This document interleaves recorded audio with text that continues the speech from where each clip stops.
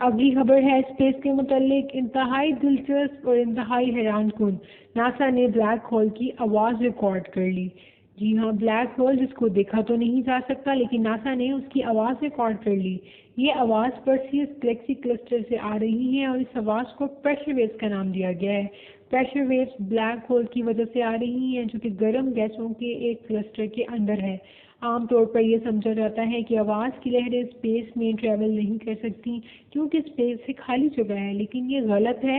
आवाज़ की लहरें स्पेस में से गुजर सकती हैं और इस गैलेक्सी क्लस्टर में बहुत ज़्यादा गैसें होने की वजह से हमें ये आवाज़ सुनने को मिली।